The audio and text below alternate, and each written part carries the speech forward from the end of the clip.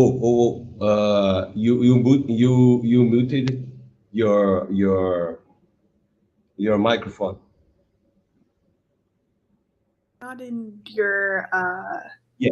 the Instagram No, yet. I didn't get the request, so don't mute your streaming here. Just turn down your speaker. okay. If you, yeah. Okay, we are online here on YouTube. Let's start on Instagram right now. Thank you. Let's start. So I'm just waiting for your request.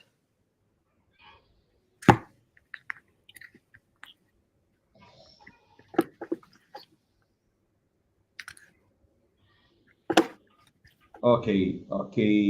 Olá, pessoal. Vocês vão chegando. Hello, Maya. Just wait a few moments. I will send this streaming for about 100 100 drummers around the world. Vou mandar essa live primeiro, vou mandar essa live para todo mundo que eu puder. Você que está chegando aí, se puder, mande essa live para todos os seus amigos. Please send this live streaming for all your friends here on Instagram, like I am doing now. Okay. Hello, Dani. How are you? Hello. Apenas alguns minutos, just a few minutes, and we will start. just sending this streaming for Girls on Drums Festival friends here on Instagram.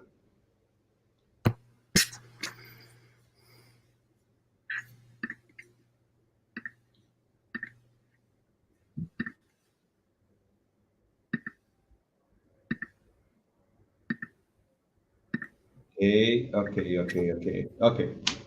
Let's go. First, I will talk in Portuguese, okay? And after that, we will call Maya. Boa noite, pessoal. Essa é mais uma live aqui no Instagram do festival Girls on Drums. Essa noite a gente tem o prazer de estar aqui com uma super batera direto dos Estados Unidos, New Jersey, Maya STEPANSKI. E muito bom vocês estarem por aqui. Nós estamos também no YouTube, para quem quiser assistir no YouTube. Vão escrevendo aí da onde vocês estão falando.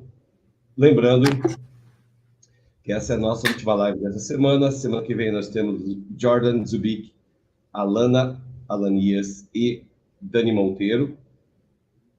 Nós estamos entrando no mês de dezembro com super bateras, tá?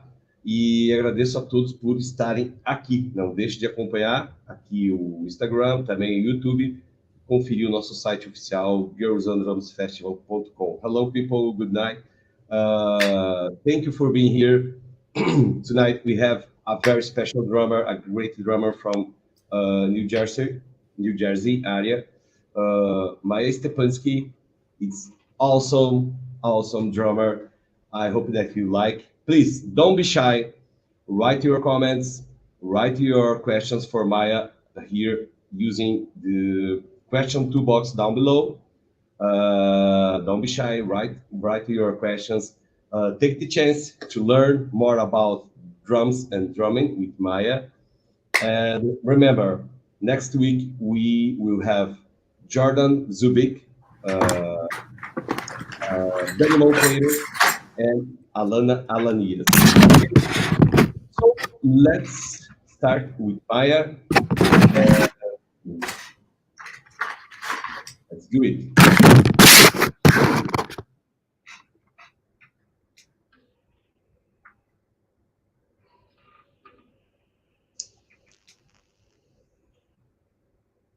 Hello. How are you, Maya? I'm good. How are you? Yeah, thank you for being here. Thank you for your time and your patience and Thanks for having accepting me. our invitation. Yeah, it's our pleasure. Okay, we have so many people come in. Do you want to say hello for maybe your friends or for the people that are coming? Yeah. Hello. My name is Maya STEPANSKI. I'm a drummer. I've been playing for about probably 12 years or so, and play all styles. I'm just happy to be here. Hello, Brazil. Hello, anyone from anywhere that has logged in. Yeah, feel free to, I'm just happy to be here. Feel free to ask any questions or, yeah, I'm just looking forward to talking to you all. Yeah. Hello, Walter. Send your questions for Maya. Don't lose the chance. Maya, I haven't seen your videos, all of your videos, because here here we are specialists in being like a tracker. Oh, very cool. Yeah, let's talk about the video that you are playing at the studio. Sorry, Yeah. I forgot the name. I have to say. It was Yeah. the one With at Sound on Sound Studios. Yeah. Yeah. The red drummer, the red drum Yeah. kit. Beautiful Pearl kit, or no, it was Pearl. It's beautiful studio in Montclair, New Jersey, where I grew up, and I recorded that video probably a year or so ago for a competition that I was applying for, which was part of the Percussive Arts Society. You may have heard of it. They started this competition called the Solo Drum Set Competition, and I did this cover to, in the video you hear, it's headlined by Kaz Rodriguez, who's an amazing drummer from the UK that makes really cool tracks.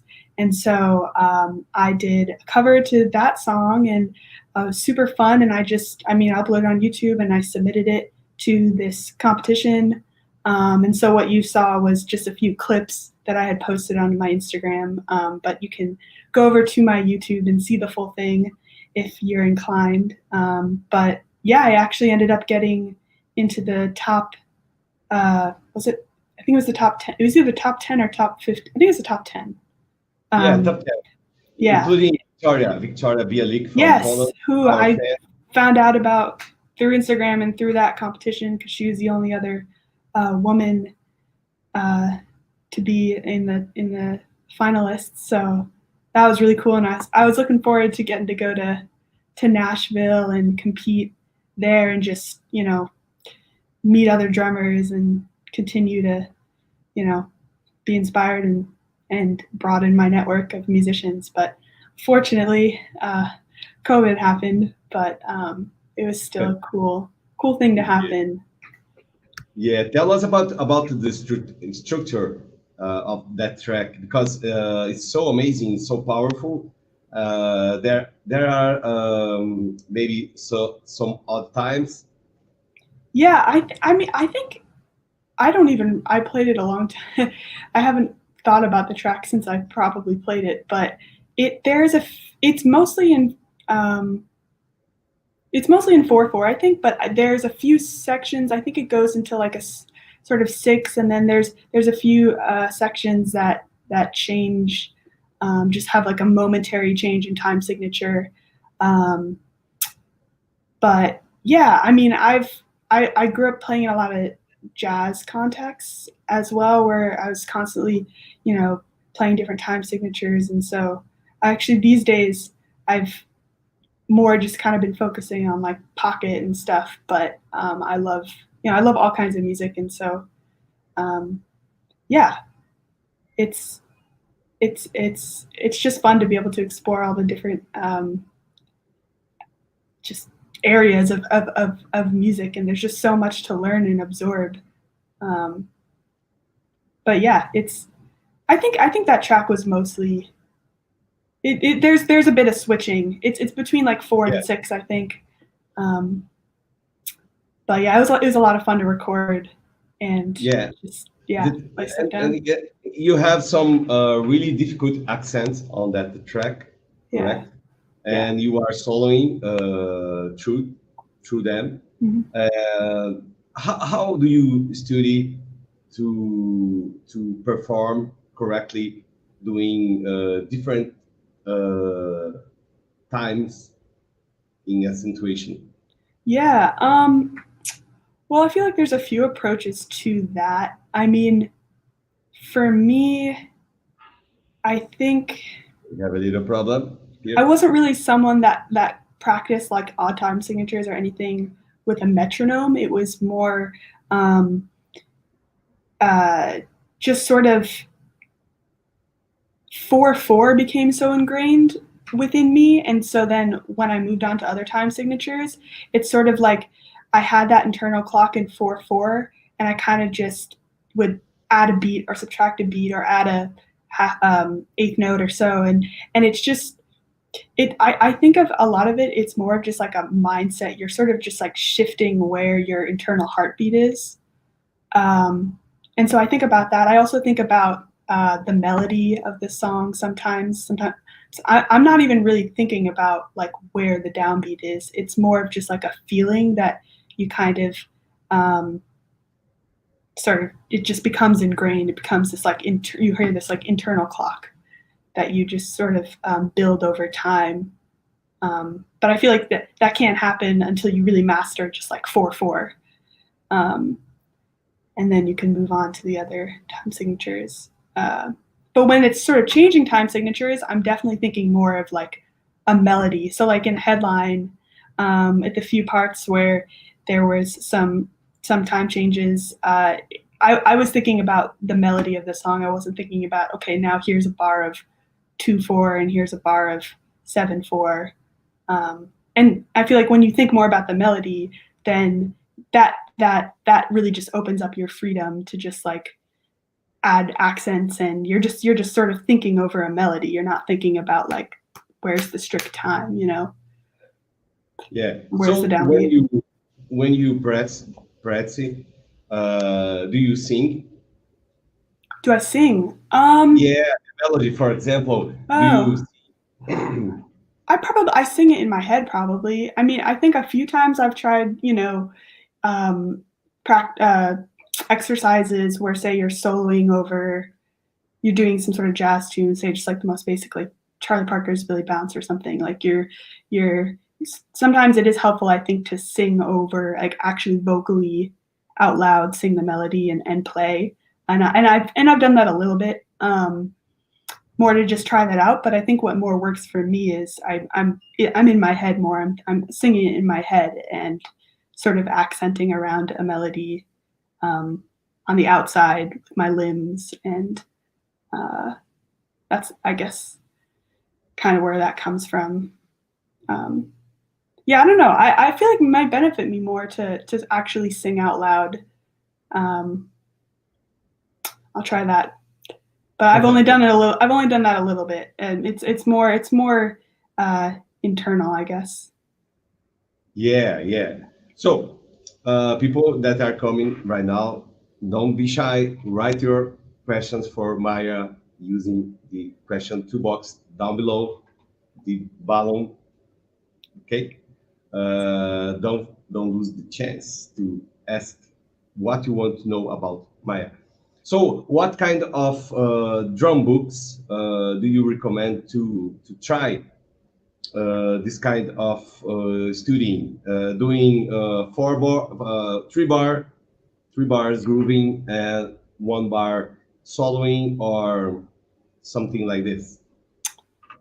Are you're asking what specific books I Yeah, recommend, or yeah. yeah, Did you try yeah, some books maybe? yes.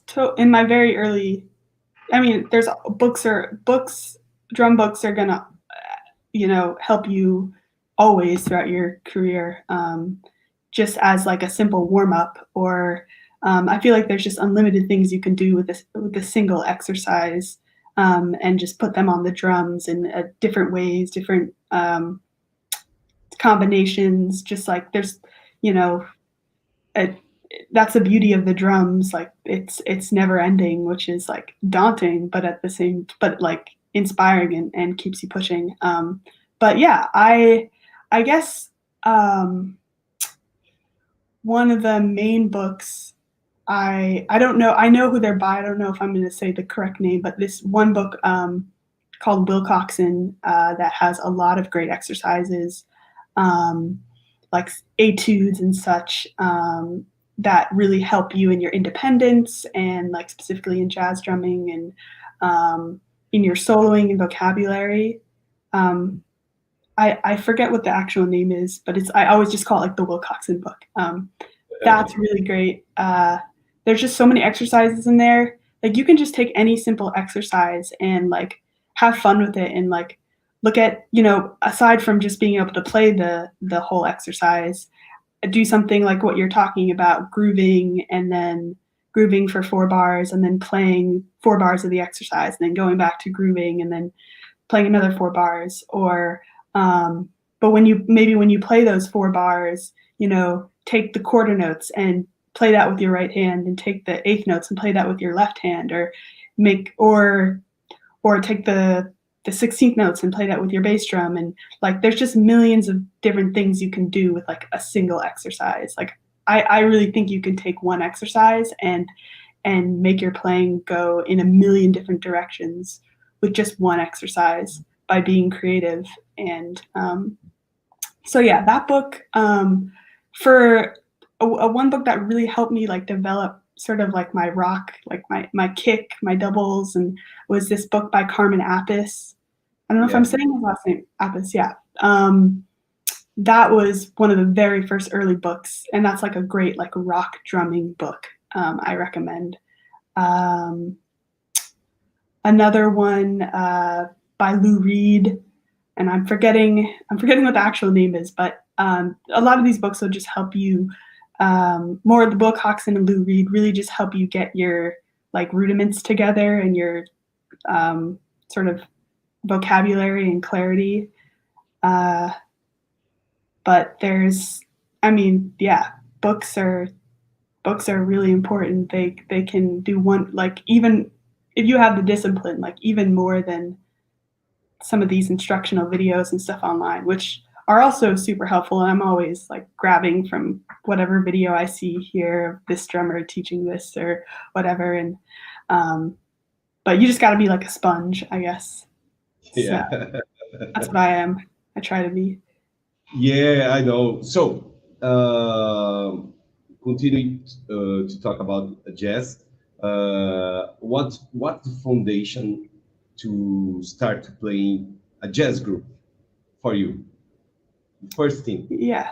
Well, I'd say the first thing is to not play anything. It's to listen to the greats, listen to records, listen to all the great jazz drummers, jazz artists. Elvin Jones, Tony Williams, listen to Kenny Clark, listen to their ride pattern and try and emulate that. Of course, there's certain technique actually, like what you're doing with your hands, that's important too. And that's something that there's loads of, I feel like you don't need, obviously, I think it's really important to have a teacher, but at the same time, there's just so much available to you now online. And now there's all these bootleg, these archives of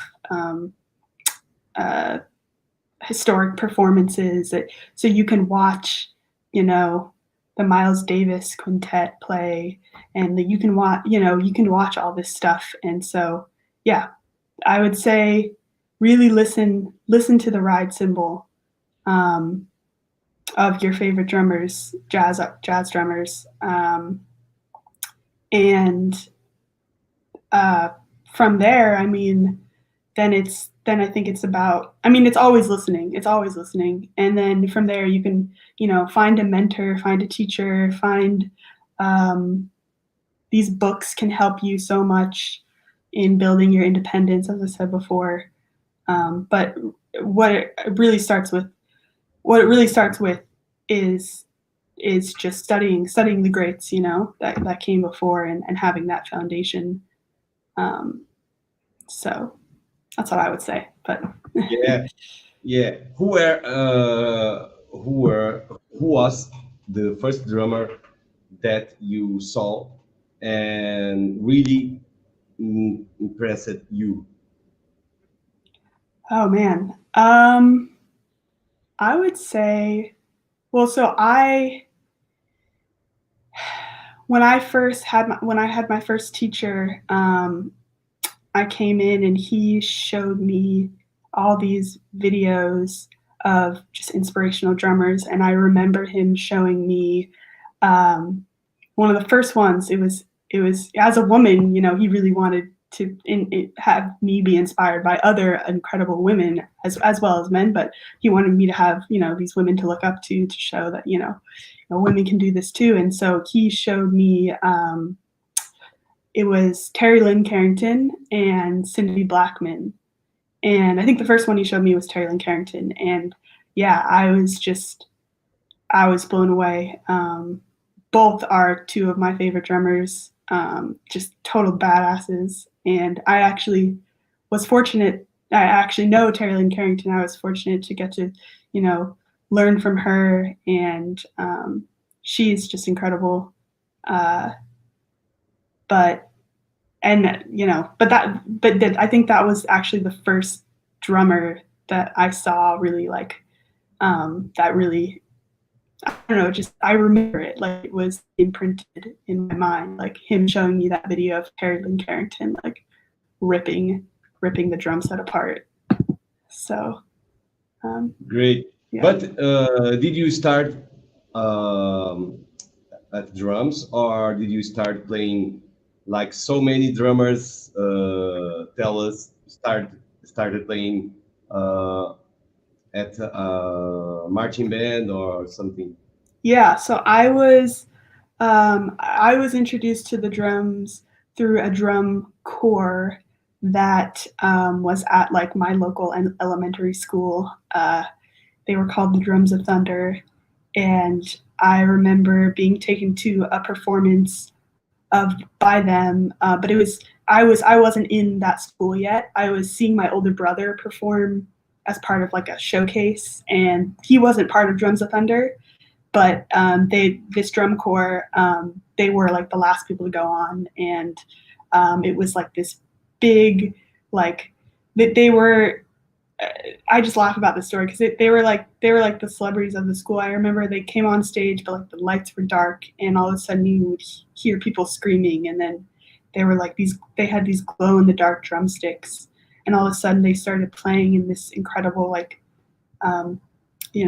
precision together, this thunderous thunder's playing. It was like a group of like 30 4th and 5th graders, like young kids, like 7 or 8. And I remember being blown away by the drums and how powerful they were, but also by like the excitement that they were able to like garner from the audience. Like the audience was just so just like I really felt the way the drums was such like a heartbeat, and it really just like connected to like people, like so and I was just like in awe of the drums, and just I thought they were the coolest thing. So I was, when I got to that elementary school, I was like, I'm going to be in this. So I was in it, and it just kind of started from there.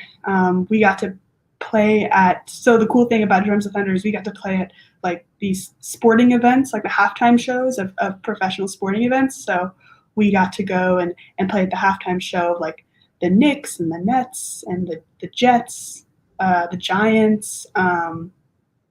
So that was super, super cool. And that's where I really got my first experience like performing and experiencing that excitement. So yeah, it started there, and then I gravitated towards the drum set when my twin brother and we started taking these piano lessons with a local teacher, and he had a drum kit nearby, and it was like one of those electronic like Yamaha kits. So I was able to, while my twin brother was doing his piano lesson, I would hop on the drum kit and sort of start teaching myself. So that's kind of where that started. and then it just kind of from there, became my passion. So do you have any kind of light drumsticks that you keep with you to play sometimes? like in my pocket, you mean, or No, maybe just keep it to you. Like you said, the drumsticks that blow in the dark. Yeah. Do you have some kind of these drumsticks to play nowadays? Do I have glow in the dark drumsticks? Yeah.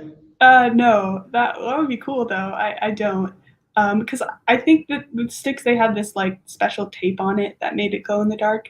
I don't think they were actually like glow in the dark drumsticks, but those definitely, I'm sure they exist. No, but I got regular old drumsticks.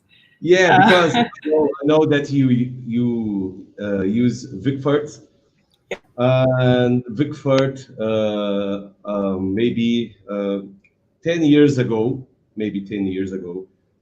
introduced the light sticks. Do you remember the light sticks with a LED? They were like glow in the dark. I didn't know about that. No, that's cool. I One have day, maybe. Oh, you do?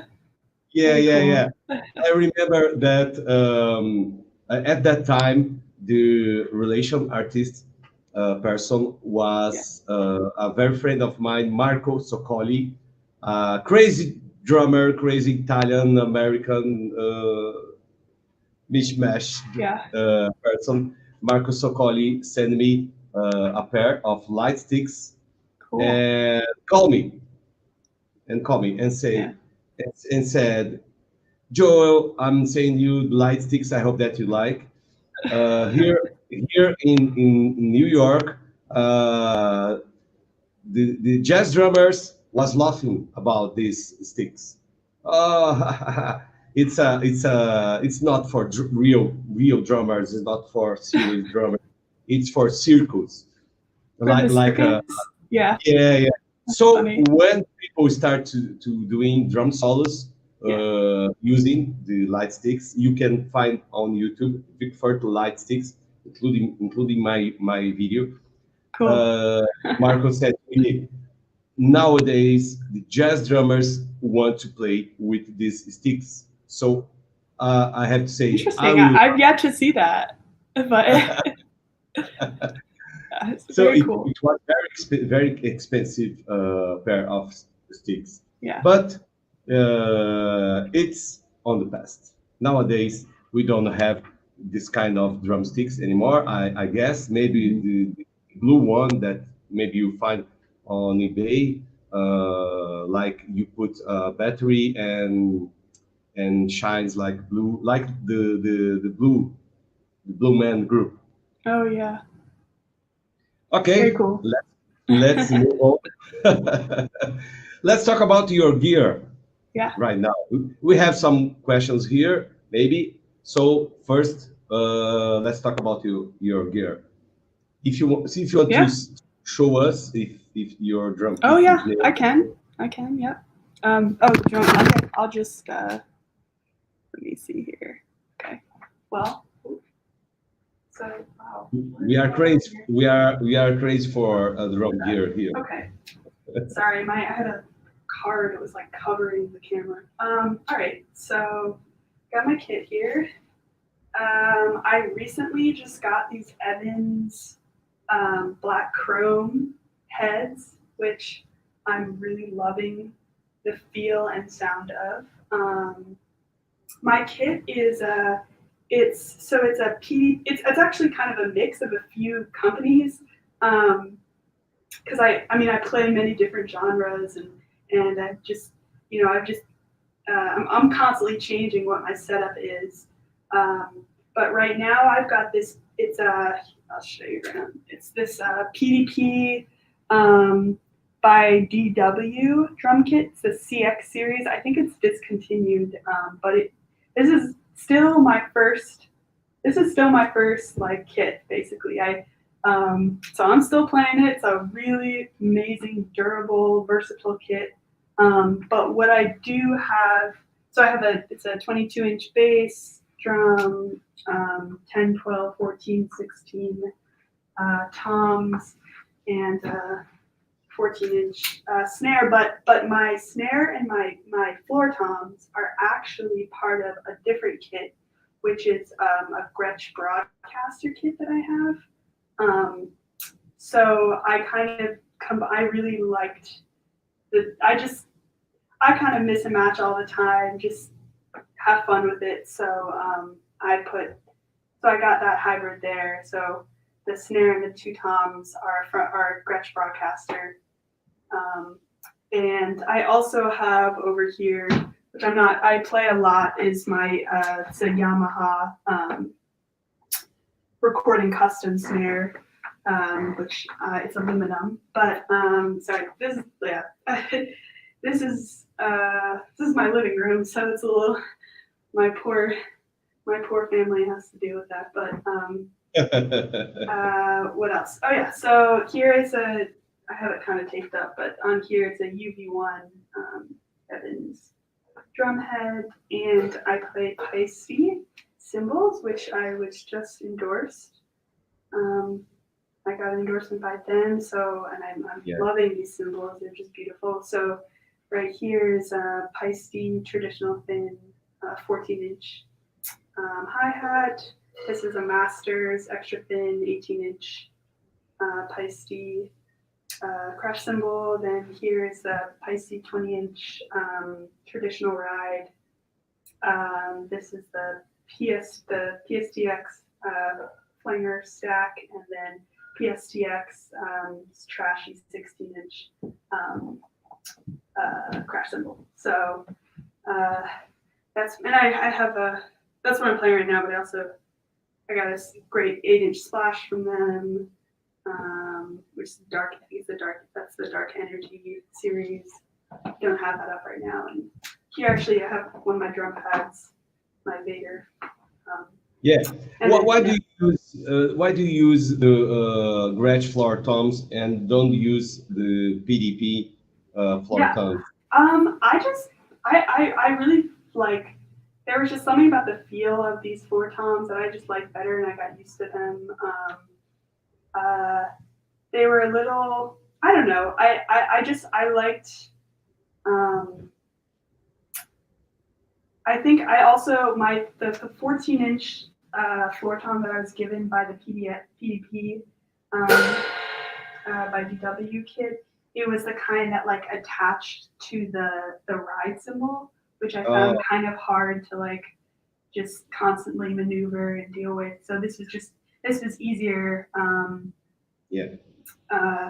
But yeah, I'm a real like I guess it's not so great for like endorsements, but I'm just a true hybrid right now of all the the two kits that basically I have at this point, and then my Yamaha snare drum randomly.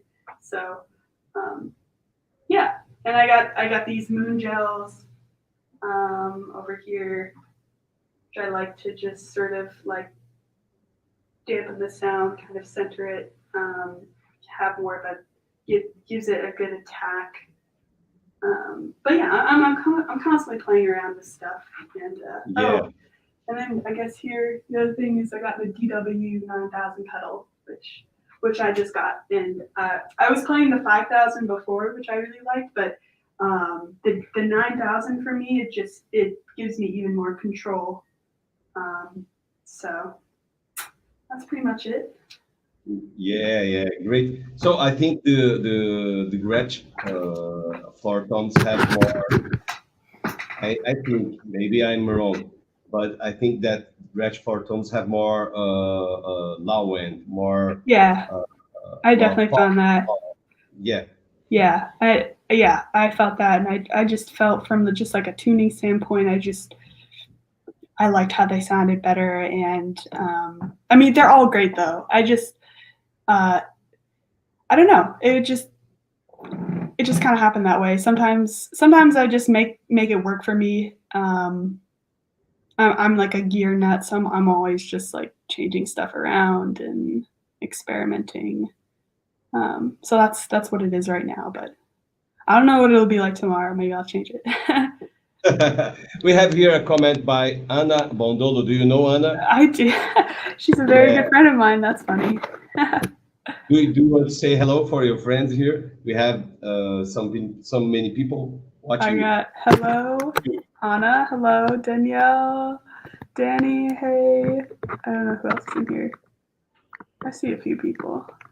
I think Nathan. Before I forget, we have a comment. Not a comment, but a question. Yeah.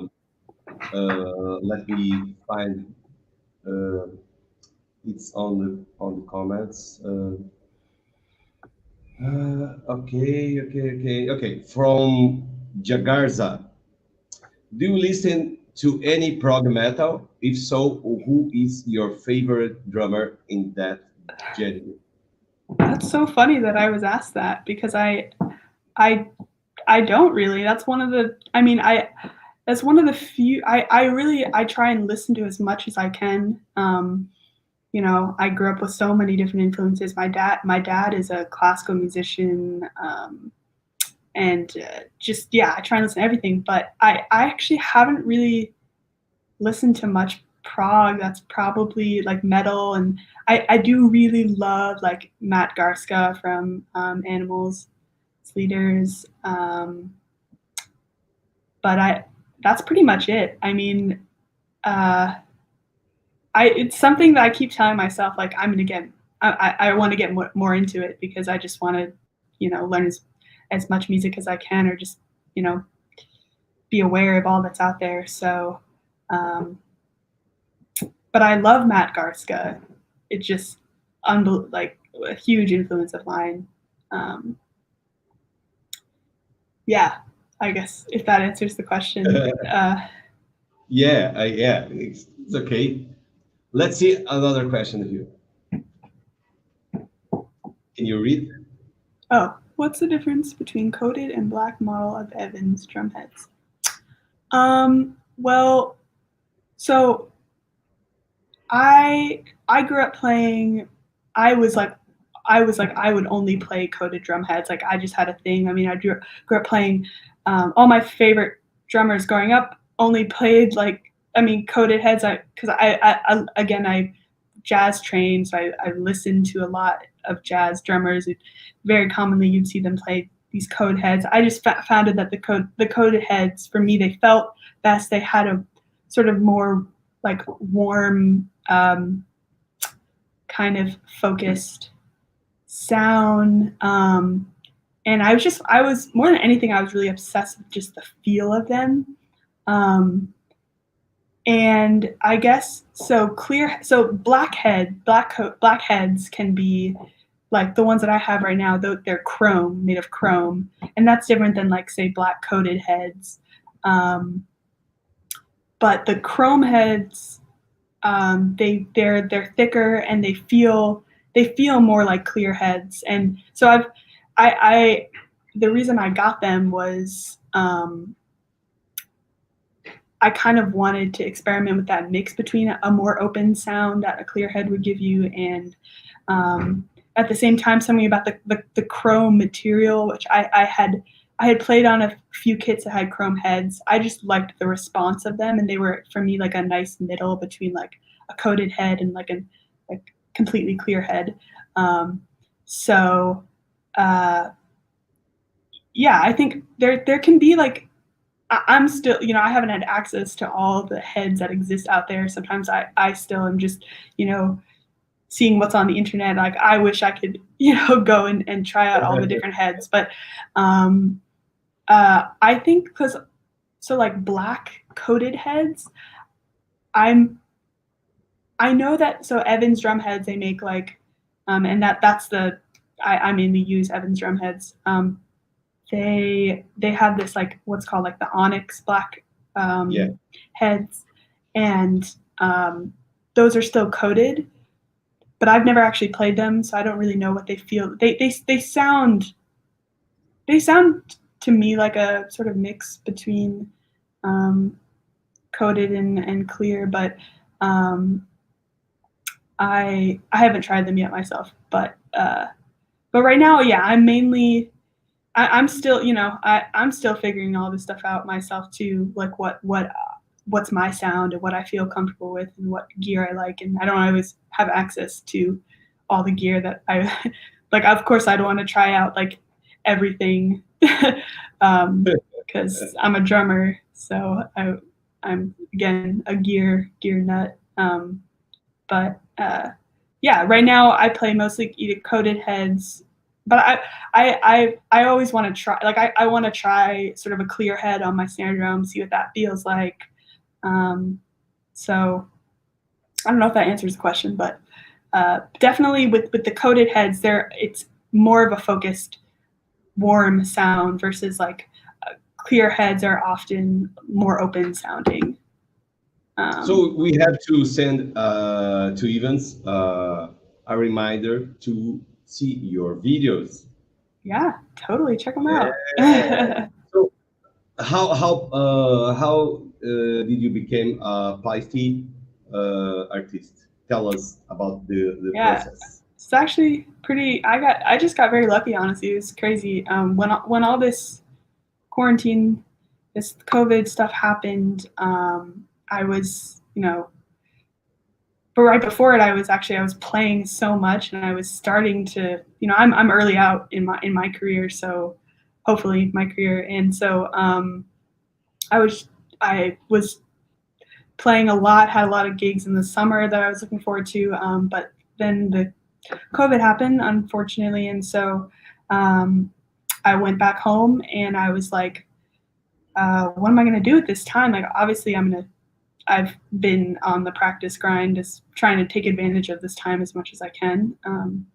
But I was also like, I'm going to just, maybe start to try and be more active on Instagram and like post stuff and just to see what happens and just sort of put myself out there. And it didn't really feel like there was much else I could do. So I just started, practicing, putting up videos here and there. And I was like, I also really wanted to learn how to basically have my own like home studio, which was something I never really had time to like figure out and get the mics and the setup. And I was fortunate to get a grant from my school to like get recording set up going. So I taught myself how to do that. And so yeah, I just started posting videos, and one of their artist relations from Pi-STE just saw like one video I posted, and like in the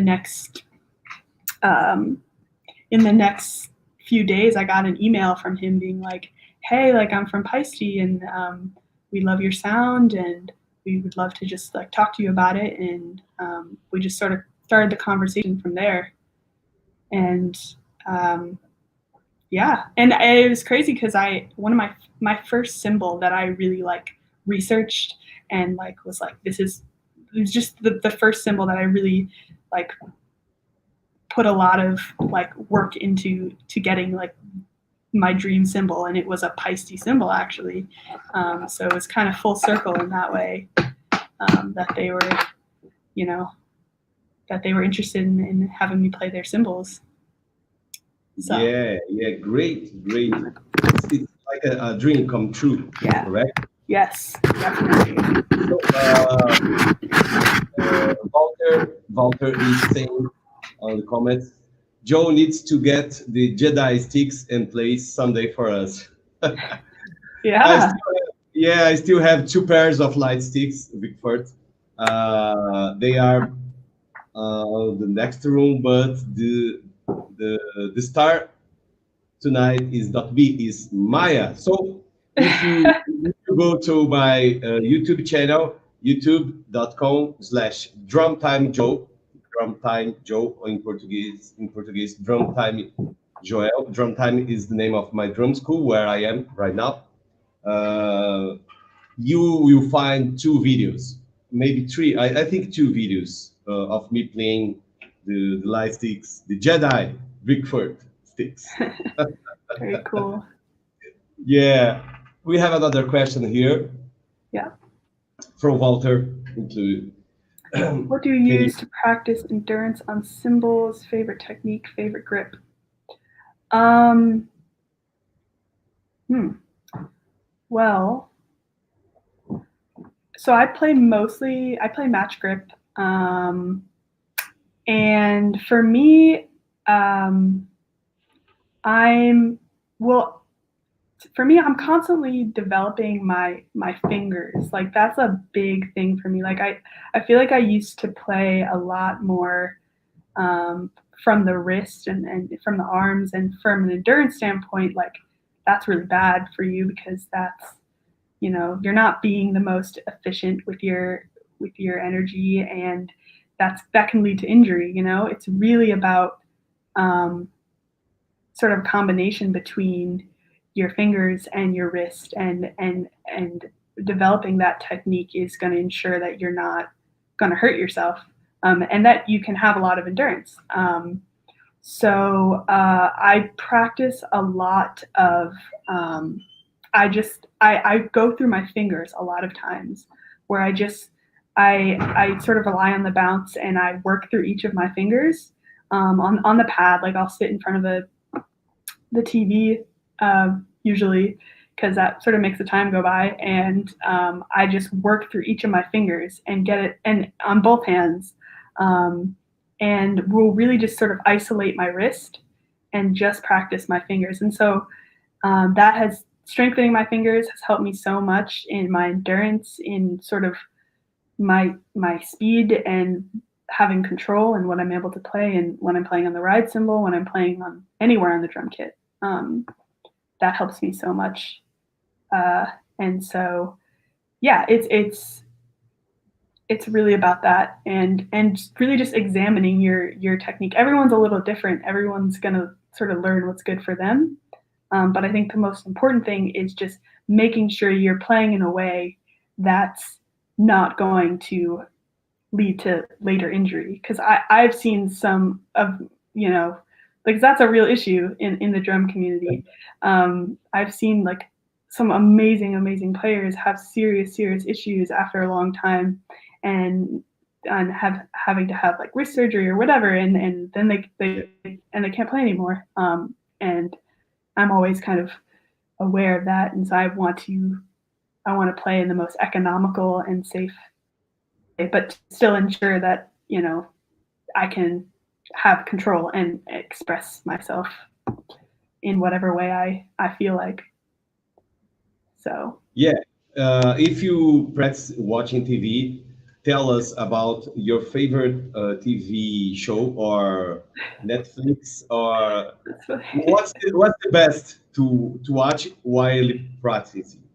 Maybe a I would movie. think anything. Well, I would say something that doesn't actually require like so much attention, because I think sometimes I've caught myself being so lost in something that I'm watching, and then it's like, then I realize I'm not actually like working my hands in like the right way, or whatever I'm working on, and then that's bad. So sometimes this is kind of bad, but like I'll put on something light, something that'll just sort of be like, oh, this is just this makes the time go by, and it's like entertaining, but it's not like I'm not getting super invested or anything. So I can sort of I can multitask in a way and think a little bit. I got to think about what I'm doing. I mean, that's the main point of me sitting there, so that I can, practice my technique. So yeah, but do you do this kind of practice when you are watching TV with your family or friends? I wish I could. But people maybe don't like the sound of pad. yeah, no, they don't. They definitely don't. Like one time, I think I came in and sometimes, like I was watching the news, my dad came in, and he was like, and I started like doing whatever on the pad, and he like turned around and was like, he's like, you sure you got to do that now? Because he's like, how is that loud? Like it's on a pad, but it's still like you're saying, it's like tick tick tick tick. It's Yeah. So But I also, when I'm by myself, a lot of times, whatever I'm watching, like it'll be light, like it'll be either like some sort of light documentary, or like I have a guilty pleasure, which is like the occasional reality television show, which I think is like perfect for practicing that kind of stuff. And a lot of times I'll like put on subtitles if like what I'm playing gets a little like intrusive. I'll have the subtitles so that I like can still know what's sort of going on. But it's mainly about what you're practicing than what you're watching. But when you get ready to maybe to get married, you have to find a husband that play drums too, so you both can play on the practice pad watching TV. Yeah, maybe. We'll see. That would be funny, but Yeah, we have so many questions here. So after the questions, we want to that you play something for us. oh, Okay. okay. How bad that injury for your hand? I well, is I'm not. Are you asking? I've never had an injury yet. Yeah, Hopefully yeah, not yet, but I've never actually had an injury. But I know that's pretty common, so that's why, as I was saying before, it's important to make sure your technique is is good and safe, and that you're really studying, what is the best technique, so that you don't have that risk of injury. yeah. But I've never had the injury. Thanks God. Yeah. Do you use mirror to study or follow your feeling when you're playing? Do you use mirror to study? I don't. I don't really have access to a mirror when I'm practicing, but I film myself a lot, which is, uh, you're not observing yourself while you're playing, but I think it's important after you're playing as well to look at yourself and really see what's happening in your fingers, in your hands, and how you're getting your way around the kit. I find that really, really helpful. Even making these videos have been helpful for just studying myself, and yeah, I don't know. Not a mirror though. I did start to use. I've had to start to get like plexiglass around me sometimes, because that it hasn't been the most effective so far. But I've been trying to not be so loud for like my neighbors and stuff. So, but and I actually I noticed the plexiglass has a sort of reflective quality to it, and so I did actually start to notice myself when I was playing more, and I think that did help me. Has helped me just more be aware of how I'm using what my energy is going to when I'm playing, and just yeah, I think it's important to observe yourself totally. But I've mainly been using it in the form of recording myself, looking back and analyzing what I've been doing. Do you like to see yourself playing after record a video? I have a mirror, a great mirror. Yes, I do see that. Yeah, yeah. I don't like to see me. I like to see my hands, but not Yeah. my face. Like on that poster. Do you see? Yeah. Yes. Uh, well, I think um, I I don't have a particularly strong feeling about um, watching myself. I mean, I can definitely be very hypercritical, and I feel like everyone can. So I definitely try and limit the amount that I, you know, listen or watch myself. Like sometimes I think it's good to just put yourself out there and not read into it too much, and just like yeah, do more of that. I don't know. I'm still developing how I feel about that. I guess I guess it depends. It depends. Like I think sometimes it's, again, I was saying, I think it's important to listen to yourself. It's important to watch yourself. But I think it's important also not to obsess and read into things too much and sort of make yourself crazy. So I try and balance,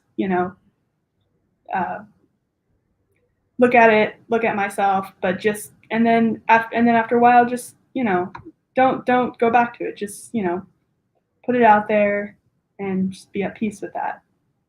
So Yeah, great. For you, what's the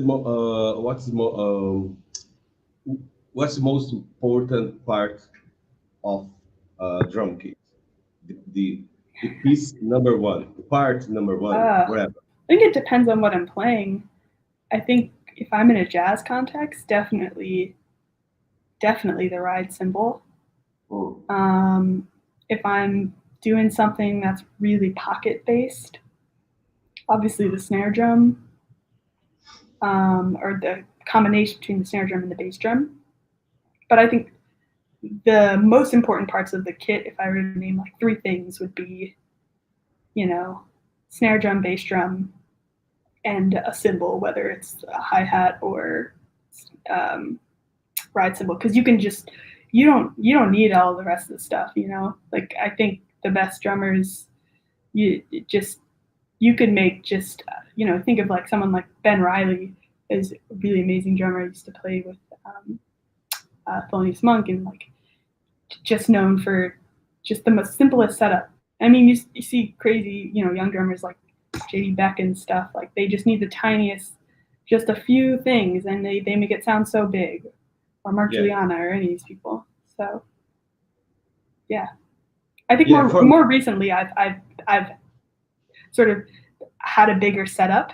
Like when I wasn't home, I would when I was at school and stuff, I was more just playing with a very basic, simple setup, which I think helped me so much in my creativity and my ability to be expressive on the kit. And more recently, I've been, playing with more toys and more toms and more cymbals. Yeah. I think it's great. I really appreciate this kind of stuff on your drum kit. But for me, the number one piece of gear is your drum throne. Oh, interesting. Yeah, I could totally. Because if you have a cheaper, a really bad drum throne, you can play correctly. It's true. Very true. But if you have a horrible snare drum and horrible ride, but if you are playing sitting correctly, yeah, you can play. You don't have problems playing. Maybe after the gig, you want to put your snare drum on fire and send to the garbage your right cymbal, but you are okay with your back. Yeah, the back is so. Yeah, no, that's so true. And I've been thinking about this more lately since I've, like the rest of the world, been spending so much time like we have this thing Zoom, which we've been spending all of our when I'm in school, like we're just sitting in front of a computer, and like I've been so much more aware of like my back, and then because I was experiencing, like I would go after like a day of just sitting in front of a computer in class, and like just sitting on a chair that was like not super cushiony or anything, and then I would go sit my drum kit, and like my poor neighbors, I feel so bad because I personally I get so excited about the instrument, and I can sit on the drum kit for like 5-6 hours, like, and not take a break, and that's bad. Like, don't do that, because I started to, after sitting on Zoom and then going to the kit, and though I was getting this big workout and stuff, like I started to actually feel like my back, like all of a sudden my lower back, I was like, not, it was not good, so totally, that you bringing that up makes me, I definitely agree. I see a lot of times those chairs with the the stools with the like back. It's like a little chair kind of. It's got the thing that'll hold you up. Like that's super important, and maybe something I might invest in at some point. But do you have a really good drum throne that is all? Yeah, I do. Rock and sock. Yeah. Correctly. Yes, very good. Yeah. Actually, I think I just got it. It was when this kit, the PvP kit that I have, I got it off of Craigslist when I was like very 12. good. And it came with that throne. So I've been lucky to have that. Yeah. It's a great throne. Yeah. Very, very important to have a very good drum throne. Another question here. How many times do you like practicing? Per week, maybe. Per week. Per day, per hour. Yeah, I'm a huge. Well, more recently, I would say I didn't start becoming such a like drum nerd until like maybe like 2 or 3 years ago, because when I grew up playing the drums. I mean, I say I've been playing drums for like 11 years, but I haven't been studying, like seriously studying the instrument until maybe like 5 or 6 years ago. And I didn't really start practicing until like 2 or 3 years ago. And I didn't start practicing as intensely as I do now because of all this. Thankfully I have this time now because of, COVID. And now I'm in this really intense stage of my practicing. So right now I would say I'm in finals right now. So I have actually had to take a bit of a break from my instrument. But usually I try and get at least if I can only get on my pad, it'll be like an hour and a half to 2 hours, and that's every day. But if I can include my drum kit in there, like, I'll practice 3 or 4 hours, but take a break. But I've gone on longer. Like it's a little like I've had to sort of learn to sort of take it easy, with my practicing, because again, like I get really excited about the instrument, and sometimes I do more than what's good for my body physically, and so but more recently it's been I'll do at least like an hour or so on the pad. That's my warm up, and then I'll go to the kit for like 2 or 3 hours if I have the time, but I don't always have the time. But I try and practice every day for sure. Yeah. Great. We have a comment here. One of best girl on drums. Very nice. I have to agree. So people, time to pick up your drumsticks and your drum pad, and let's start a free lesson with Maya. Right now. We are, okay. Yeah. Hi, Sebastian from Mexico. All right. What? I have my one. I'm not very warmed up, but I have not really practiced at all, actually. Let's practice it together. I have my drum pad here. Okay. Is there something specific that? What? Be my guest. Well, I mean, I can just sort of go through the exercise that I like to do on my drum pad, which has really helped me. I don't know if you can really see. Do you think that you can turn your laptop to show? It's possible. Is it possible? No. You know what? I think what I'm gonna do is I'm just gonna. You love your. Back here. I do love my hi-hats, yes. I'm going to see if I can... Is it possible? If not, yeah, well, I was just... Let's see. Maybe you can pick up your chair stand. Yeah, let me... This is Girls on the Run streaming is completely crazy. Yeah. I don't think I'm gonna be able to get my No problem. If no that's problem. All right, but do your best. No problem. All right. I wasn't prepared for this, honestly, but I can't play super loud right now on my kit. Problem. It's pretty late, but I will try to exercise. Yeah. All right. Let's see.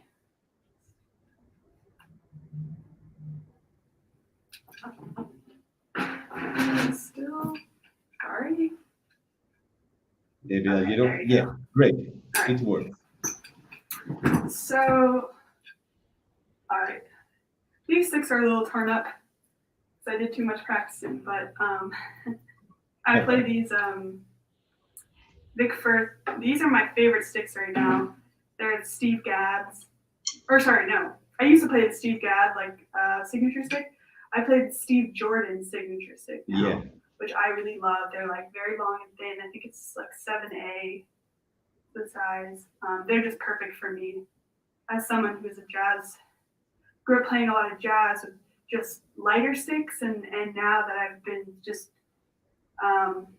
doing more rock and sort of harder stuff, I wanted something that was sort of like a nice middle. So these were that.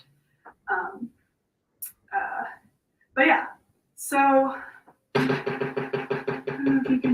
can see. So basically, all of the exercises is, first of all, you're isolating your wrists. That's a really important thing. So like when I say isolating your wrists, like you can literally just hold on to your wrists like I'm doing right now, so that you're not able to move your wrists, and that the only thing that's propelling the stick is your fingers. So basically, the thumb acts as kind of like a lever. I think of it like a seesaw that kind of stays in place, while the fingers is what propels the stick. So yeah, the thumb isn't moving, but the fingers is what's moving the stick. And basically, you can also think of it like when you're in class and you're with like a pencil, right? And you're like flicking it like this. It's kind of like that motion. I'm doing correctly? Yeah, you are, but try to make what's moving the stick less the thumb and more the pointer finger. Try and isolate the thumb, yeah. So basically, I'll do that motion starting with all of the fingers on the stick. So you can at first like hold your wrist like this, just so I'm showing you that the wrist is not doing anything to move the stick. It's only the fingers. But I'm gonna take my hand away now so you can see what it really looks like. So no problem. So yeah. You start with all the fingers, and then you're just gonna like slowly lose a finger, and it's just gonna, first you're gonna get rid of your pinky, then your ring finger, then your middle finger, and then you're just gonna be left with your pointer finger, and that's gonna be the only thing that's gonna propel the stick. So yeah, so it'll just look like this.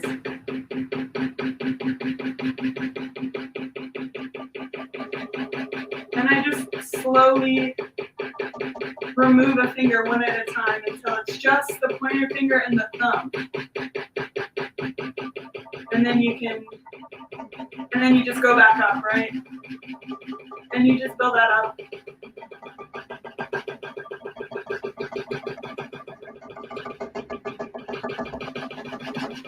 And then sometimes like I'll do different combinations.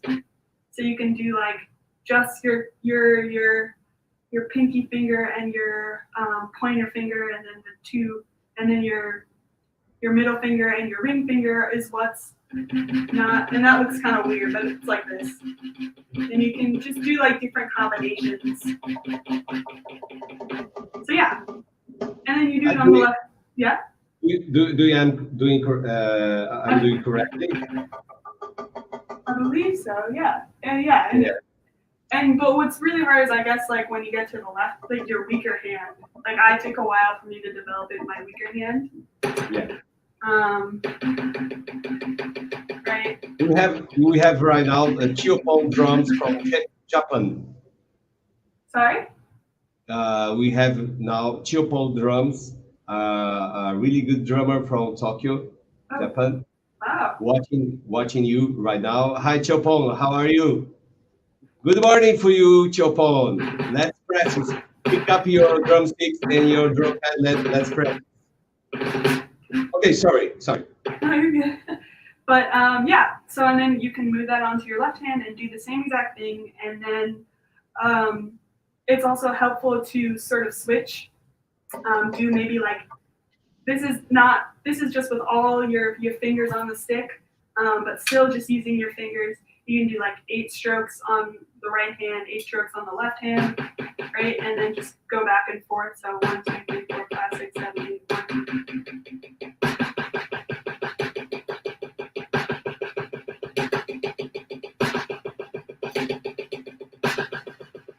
Right? And you can also just practice doing single strokes. And this is all just the fingers.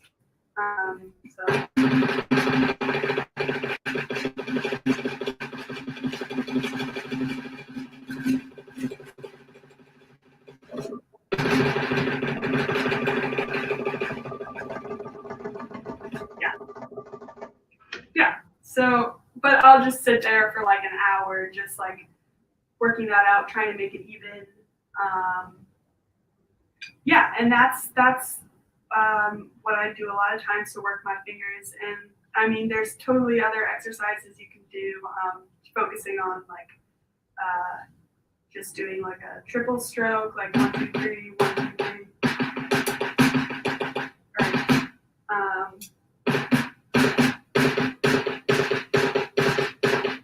But see, now I'm sort of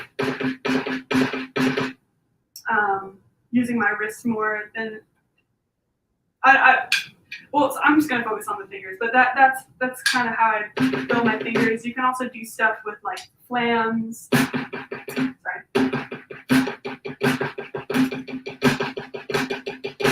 And different like flam combinations.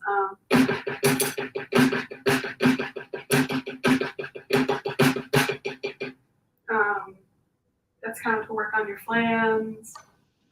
But I guess the main thing is just really working on your weaker hand is a big thing with your fingers. And sometimes it's helpful, like before a show, I'll just sit and kind of do this motion, like with like just sort of, that kind of like warms me up a little bit, like really letting the fingers like move the stick. See how like the stick is not like moving from my, like it's not like, it's like connect, the fingers and the stick are connected. I'm trying to think, I mean another thing I've been working on is sort of like a push-pull technique where you're making these strokes.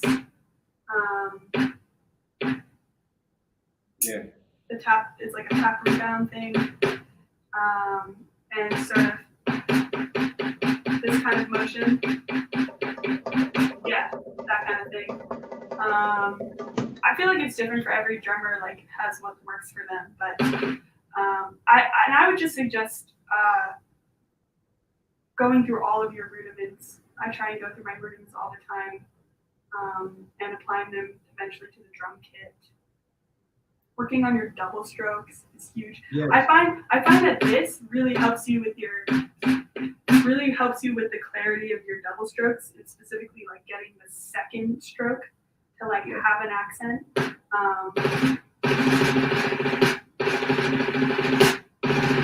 And you can just sort of sit, just like sit in front of the TV doing double strokes, or doing, I mean, I didn't really very well prepared, but no problem. You're doing great. So, do you prefer doing double strokes, doing an accent on the second beat, or the same accent, or the accent on the first? Because I think on the in the first stroke you have some kind of problems because you have a so close double stroke. I can't try to play with this this phone. Not don't really sounds great, but when you do the second, what kind of accentuation do you prefer? The second or the same? I mean, I prefer the same. I think ultimately you're gonna like being able to play things without accents is really hard. I feel like we're all so naturally going to play accents, which can be great. But what's really hard is to develop that control to have consistency where there's no accents. Like playing a paradiddle without an accent on the one is actually very hard to do. Like we're naturally going to play, right? When I was younger, I used to go to teachers and like they'd have me play rudiments, and I just would naturally play these accents, and they'd be like, "Well, why don't you try like now try it without the accent?" And that all of a sudden be so much harder for me. And so I think I prefer to play doubles without the accent. I think when I initially started playing doubles, I actually had an accent on the first beat, definitely. That's how I, you know, you're gonna like, you know, like I can't play it. I've trained myself not to play that way now, but and so to even out that, I would focus on playing an accent on the second beat. Yeah. And that would sort of even out it so that there was no accent at all. So that's why I think it definitely sounds better, I guess you could say, with the accent on the second beat.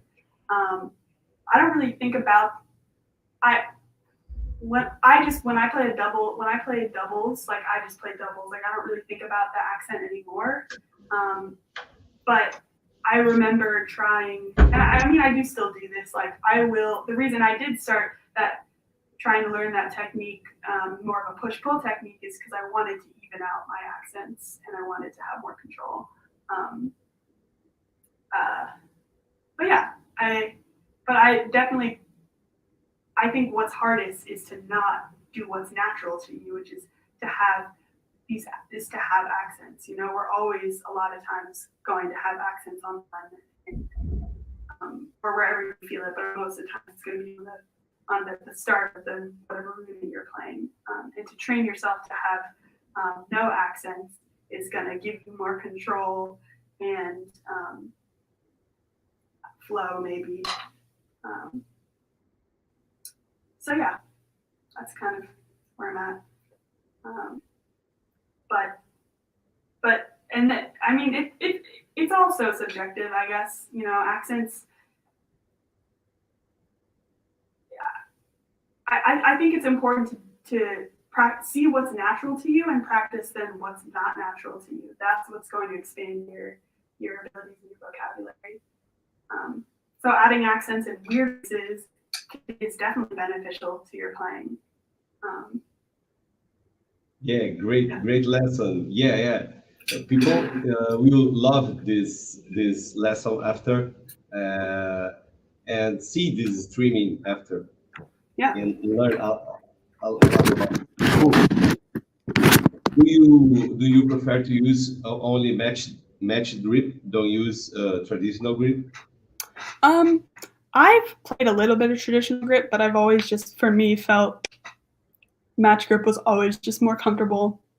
Yeah. And especially like I love playing pocket and groove, and for me, I mean there are people who play traditional grip and will play like pocket stuff that's like, it sounds amazing. You look at like Jojo Mayer or Vinny Colaiuta. These are guys that play traditional grip but are playing like rock and pop, and their backbeat is still ridiculous. But I mean, for me, I always felt like I had the most control when I would play match grip. But sometimes when I was playing jazz, I would switch sometimes. I liked the feeling. I thought it like added a certain little like je ne sais quoi to like playing the jazz ride, and sort of comping with traditional grip had a different cool like feeling to it. And but for me, I always just felt most comfortable in match grip for sure. Yeah, about brushes. Do you like to play brushes? Actually, yeah. So brushes, I do play traditional grip. I guess maybe I switch back and I do a lot of switching when I play brushes, because I like to do a lot of the patterns and stuff. When I'm keeping time, I like to use traditional grip. But then if I'm like soloing, I'll switch to match grip. This is when I'm playing brushes. Yeah. But it's I truly do not feel that there are, like when it comes to grip, there's no right and wrongs. You just got to make sure when you're doing the grip that you're doing it in the again, like I guess there is a correct there, because you want to again play in a way that's not going to injure yourself. So it's important to make sure that whatever grip you're playing it in the most effective and economical and safe way. Great. What a great streaming we are having with you. So the question that that I have to do. Tell us about your 5 top female drummers that you like. Top 5. Sorry, did you say top 5 drummers? Yeah. Yeah, female drummers. Does there have to be a distinction there, or? Yeah, because we are doing this for Girls on Drums Festival. You said a lot about other drummers like Jojo Mayer, Vinny Colaiuta, Elvin Jones. Yeah. I mean, I think, yeah. I mean, to me, drummers are drummers. So I would say it's hard for me to pick a top 5. Maybe top 50. Male or female.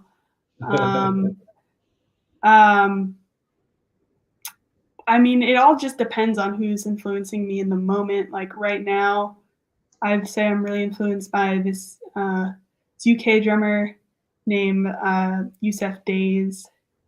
I love his playing. I love his energy. Who else? I mean, there's so many. Whenever I get asked this question, it's like I don't know how to answer, because I'm just like, I'm a sponge. Like I'm constantly absorbing everything that's around me, and go through phases. And then I get to the question, and then it's like, I know I have all these influences, but there's too many. I can't remember any in the moment. But yeah, Yusef Days, Mark Juliana is a really big one. Chris Coleman is huge. I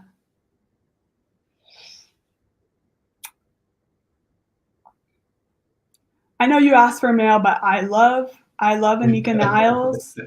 Sorry, Annika Niles. I might be not pronouncing it right. I think it's Anika Niles. Annika Niles, yeah. Who else? It's a hard question. I know. It's so hard. It's so hard because also everyone's got something different. Everyone is special in their own way. And I love everyone for different reasons. So, who else? I would say, I mean, huge influence for me is two of my teachers along the way, which have been Lewis Nash and Billy Drummond. Also, again, Terry Lynn, Carrington,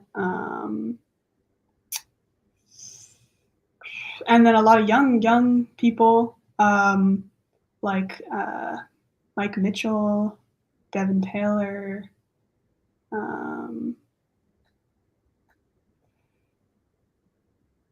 Keith Carlock. He's been around for a while. Love Keith Carlock. Yeah, I'm sorry. I'm trying because there's actually so many people going through my head right now, but it's like yeah.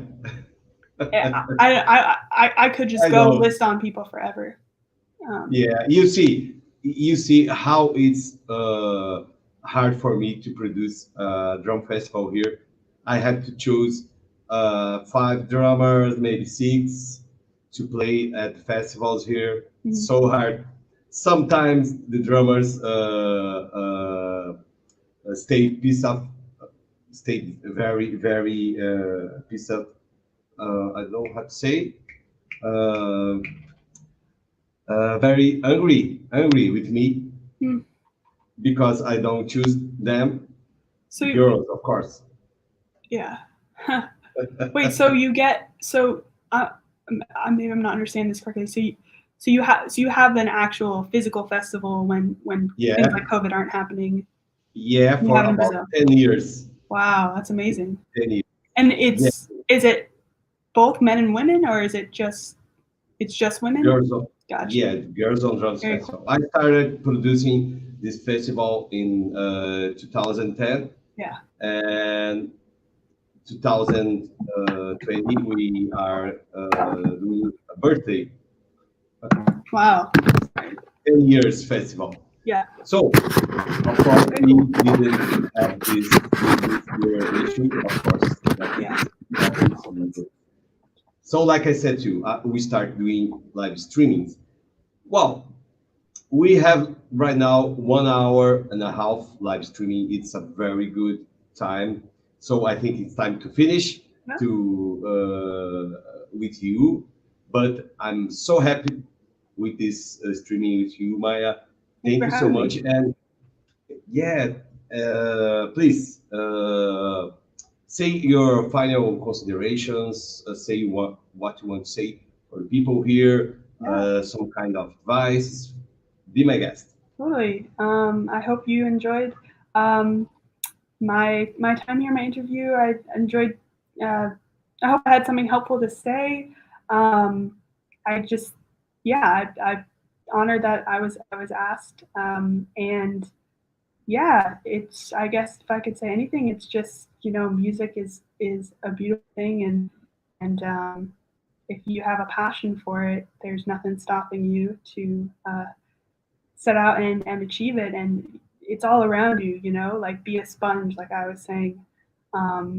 As long as you have the drive, like you can do it, and just revel in how lucky you are to do it. Like I feel, to be able to make a living doing what you love and doing something as powerful as music is it's a very special thing. So yeah, I'm happy to be here. And if you have any more questions or want to check out my playing anymore, you can follow me on Instagram. I have a YouTube channel. Contact me if anything further. If you, that's so. I guess that's all I have to say. But this is really great, and I really enjoyed being here. So yeah. Are you offering online lessons for people right now? I haven't actively set up the sort of business around it. I do have people here and there that do ask, and you're welcome to if you're interested. But yeah, you can just contact me, and we can set something up. So yeah, I'm open to whatever communication that you might want to have. Great, great. Please check out Chiopon drums. Yeah. Are you seeing? Yes, I do see. Yeah, check out Chiopon from Japan. Awesome. She did a streaming with us. It was very funny and very, very cool. Cool.